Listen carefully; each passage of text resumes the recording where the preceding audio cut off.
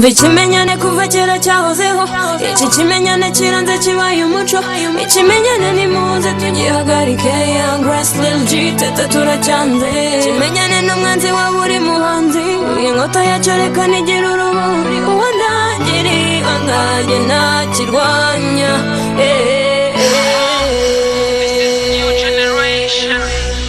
Young Grace na Lil G Etana Defidenko Kibuke neza turi muretu Ni long time mbona iby'ikimenyane aho nguha ububasha kuko nkuze aho mbari bagutegurira ubutunzi ni corruption ndatinze ingaru ikinyuma y'ubutabera ni nepotism kwa Napoleon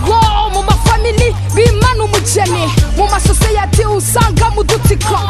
biterwa n'izo santima utugirwa we ni boss arasiya umucuga we ni ako ntamutinya Young Grace nta mutima nje magaritse kubwa rap old school ndirimba n'ubugegera mbona ucinja n'ububasha nje nagabiwe ikimenyane si kiryamirana ikimenyane ni igitabarana umusaruro ntukavemo ari akazu kuko kwiharira bisa n'ivangura nisanze muri aka karima nicyo vasi yangije insaba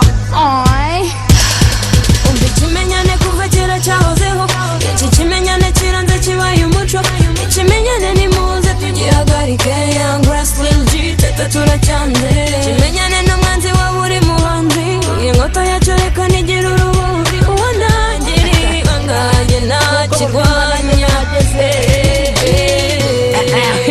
kirakora ndavuga ikimenyane gitera benshi gushobora aho gukoresha ukuri bagatora iyo mwese murabizi sinabirondogora tangiriro mu biro aho ndavuga mu kazi usanga abantu benshi bari gucibwa amazi barabazi ibyo bakoze bagahindurwa abasazi nyirabayazanye gaturuka kuko batabazi ibyo byose rero bibera abaturage umutego binagaragara yuko binabicira intego benshi bagira ngo baratanga n'icyo kirego gusubizwa inyuma bigahora ariyo nyerekezo ariko kweri tubona ibyo bikwiye uretse n'ibyo sara akamaro bidufitiye abirwa benshi akumva bene y'ubwo ndababwiye Lil G the best man nuko ngiye ikimenyane kuva kera cyahozeho iki kimenyane kiranze kibaye umuco ikimenyane nimuze tugihagarike Young Grace Lil G teta turacyanze ikimenyane n'umwanzi wa buri muhanzi inkota yacu reka nigire urumuri uwo ntangiri angaye ntakirwanya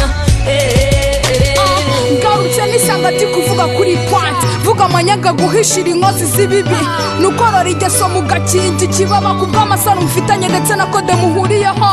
ku bubasha ndetse n'ubushobozi kuri wowe undi utazwi leadership yakomera gahunda ikazira amatiriganya kubwo kubahana no gutinya n'isheni idashira sanga ariyo desire bigapfira mu masavisi niba utazwi ikibazo cyawe ni many days naho niba uzwi ikibazo kirihutishwa ikimenyane si ikiryamirana ikimenyane ni igitabarana